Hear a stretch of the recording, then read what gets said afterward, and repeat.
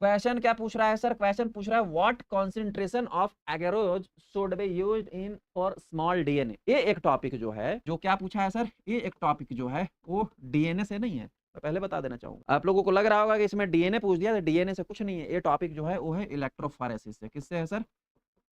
Electrophoresis topic से। हालांकि इसमें डीएनए भी मेंशन किया है, तो मैं ये टॉपिक पिछले बार नहीं पढ़ाया था, पिछले क्लास में बोला था, लेकिन इस क्लास में मैं इस डीएनए को भी पढ़ाऊंगा और इस इलेक्ट्रोफोरेसिस को भी पढ़ाऊंगा। इट्स माय जॉब, दोनों को पढ़ाऊंगा और दोनों को क्लियर करूंगा। फिलहाल मैं इसको सॉल्व करता हूँ। क्वेश्चन क्या पूछ रहा है सर? क्वेश्चन ये पूछ रहा है कि यदि किसी का small fragment of DNA collect हुआ है, डीएनए ना मोस्टली फॉरेंसिक डिपार्टमेंट वालों को बहुत ज्यादा पढ़ना पड़ता है। जैसे अभी फॉर एन एग्जाम्पल, अभी अहमदाबाद प्लेन क्रैश हुआ था ना, आप सबने देखा होगा।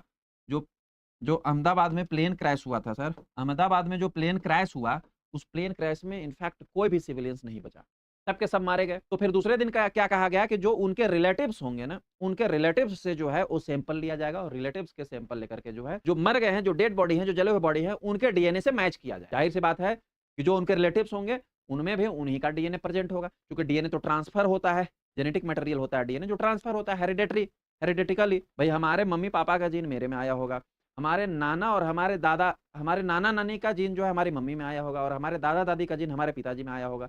अब हमारे नाना नानी का जीन और हमारे दादा दादी का जीन का कुछ अंश मेरे में भी आया होगा। ऐसे ही डीएनए ट्रांसफर होता है।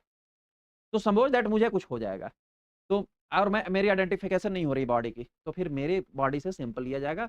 किसी भी सेल को काट करके लिया जा सकता है, ब्लड अवेलेबल है तो ब्लड लिया जाएगा, और नहीं तो बॉडी के कोई भी स्किन, टिश्यू, हेयर कुछ भी लिया जा सकता है। कपड़ों पर तक डीएनए आ जाता है ना, स्किन के डीएनए आ जाएंगे, तो लिया जाएगा और फिर मेरे पेरेंट्स से उनकी मैच करवाई जाएगी, मेरे भाई बहन से मैच करवाया जाएगा, किसी से भी मैच हो जाएगा तो समझ लो कि हम उनके रिलेटिव्स हैं।